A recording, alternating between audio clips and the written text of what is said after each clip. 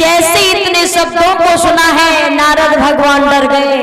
ध्रुव को लौटाने के लिए आए थे, लेकिन ध्रुव की बातों में ऐसे फंस गए कि कहने लगे बेटा ऐसा मत कर, तू जो चाहे मैं दूंगा, लेकिन तू ऐसी बातें मत कर। जैसे इतने शब्दों को सुना है जवाब दिया, अगर तुम ऐसी बातें नहीं चाहते हो तो फिर मुझे गुरु मंत्र दे दो। जैसे इतने शब्दों को सुना नारद भगवान चक्कर खा के कहने लगे धन्य है, मैं तो तुझे समझाने आया था, लेकिन तूने तो मेरा ही पल्ला पकड़ लिया। वो ही काज हो गया कि जो बोले और वो ही सांकर खोले। तूने तो मेरी ही उंगली को पकड़ लिया। जवाब दिया कुछ भी हो, लेकिन गुरु मंत्र मैं तुमसे ही लेकर के रहूंगा। जैसे इतने शब्दों को सुना है जवाब दिया मुझे गुरु मंत्र दे दो। कैसे भजन किया जाता है बहुत जल्दी बता दो। अब तो ध्रुव ने जैसे इतने शब्दों को कहा, जवाब दिया अब तो गुरु मंत्र देना ही पड़ेगा। जवाब दिया देखो भगवान का नाम स्मरण करना है तुम्हें। जब भगवान के नाम का स्मरण करोगे तो भगवान आकर के प्रकट होंगे। कैसे किया जाता है? जवाब दिया चराचर हरि का नाम ओम नमो भगवते वासुदेवाय, ओम नमो भगवते वासुदेवाय, ओम नमो भगवते वासुदेवाय। जैसे इतने शब्दों को कब शीशी का जाप करना है। ध्रुव ने उस गुरु मंत्र को हृदय में धारण कर लिया। बस सुंदर सुंदर मुखारविंद से गुरु मंत्र का जाप कर रहे हैं, समाधि लगा करके बैठ गए। आज जैसे ही समाधि लगा करके बैठ गए हैं भगवान का भजन करने में लीन हो गए। ध्रुव जा करके नारद भगवान ने देवताओं में सूचना कर दी है, ध्रुव अपने पथ से नहीं डिगा, भजन करने के लिए लीन हो गया, वहीं बैठ गया। जैसे इतने शब्दों को सुना है ध्रुव ने प्रिय भक्तों तीन रात्रि के अंदर कैथ और बेल का भक्षण करके भजन किया। तीन रात्रि के अंदर कैथ और बेल खा करके भजन किया।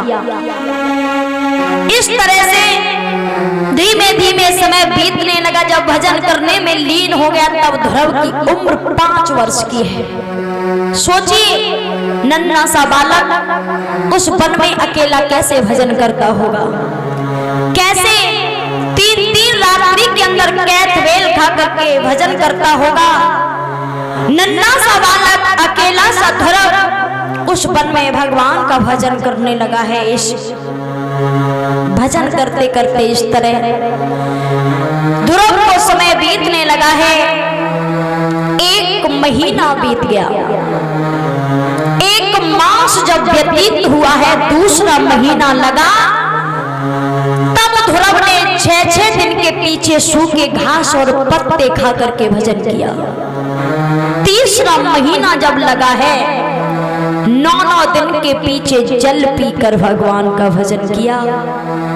सभी देवता आश्चर्यचकित रह गए। ध्रुव बड़ी कठिन तपस्या कर रहा है।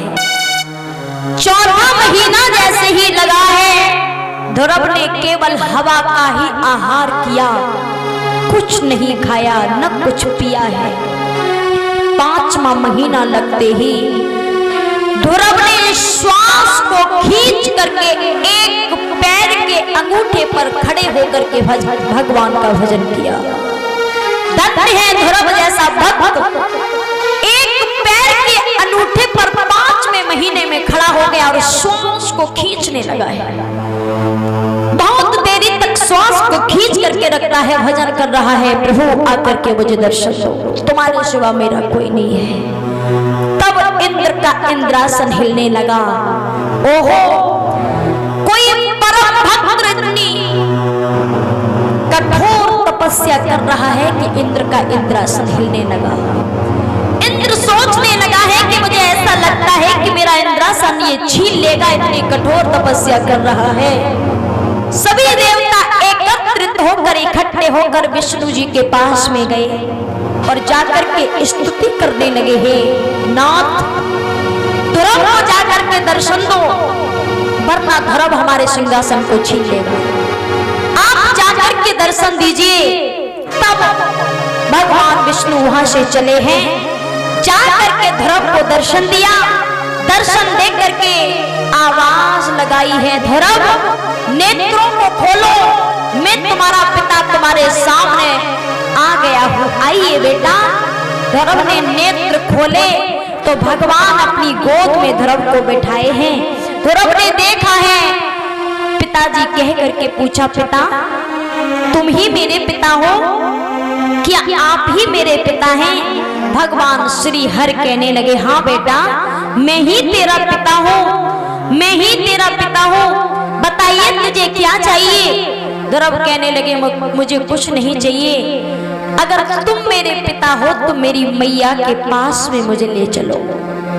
भगवान ने स्वीकार कर लिया, बेटा चिंता करने की कोई बात नहीं है, हम तुम्हारी मैया के पास भी चलेंगे और तुम्हारे साथ भी रहेंगे, चिंता मत कीजिए ध्रुव, अब मैं तुम्हारा पिता तुम्हारे सामने आ गया हूँ। ध्रुव ने जैसे इतने शब्दों को सुना, आदेश दिया है भगवान ने ऐरावत हाथी को मंगवाया जाए। ध्रुव कहने लगे, मुझे बिल्कुल नहीं चाहिए, आपकी गोद में ही अपनी मैया के पास तक जाऊंगा।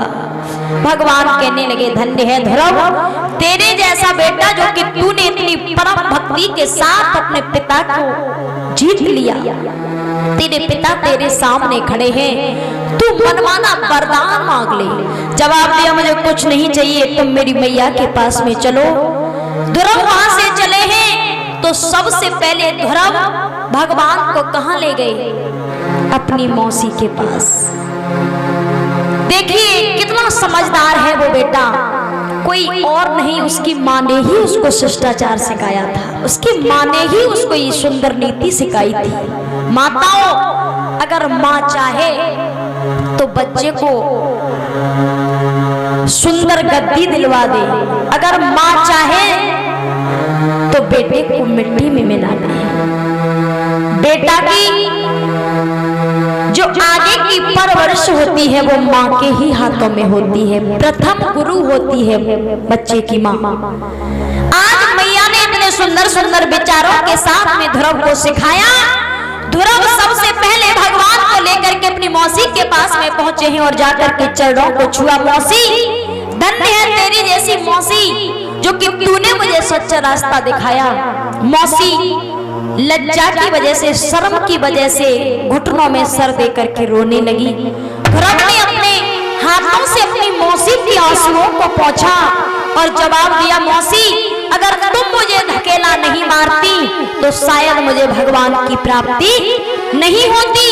तुम मेरी धर्म की माँ हो। उसके बाद अपने पिता के पास में गए हैं, पिता का आशीर्वाद लिया। पिता ने गिड़गिड़ा करके कहा, बेटा आज से मैं तुझे अपना राज्य सौंप दूंगा, तू राज्य का मालिक है, तू मेरा राज्य संभालेगा। आज भक्तों, राज तिलक करवाने के बाद अपनी मैया के पास में गए और जब मैया के पास में गए तो घुटनों में सर दे करके फपक फपक करके रो रही है। सुनीति जब रो रही है, मेरा लाल मुझे छोड़ करके पता नहीं कहां चला गया, तब ध्रुव ने जाकर के अपनी माँ को आवाज दी, माँ माँ देखिए मैं तुम्हारा बेटा तुम्हारे सामने खड़ा हूँ और पिताजी भी साथ में आए हैं। सुनीति ने जैसे ही नेत्र खोले उसी समय भगवान सामने दिखाई दिए हैं। ध्रुव खड़ा है, सुनीति ने दोनों हाथ जोड़ करके चरणों में गिर गई, चरणों में गिर करके विनय की है, हे प्रभु मेरे बेटा ने आज तुम्हारे दर्शन करा दिए, मेरा जीवन धन्य हो गया। बोल गोविंद भगवान की। अब भगवान कहने लगे ध्रुव से, ध्रुव तुम ये बताओ तुम्हारे मन में क्या है, तुम मनमाना वरदान मांग लो।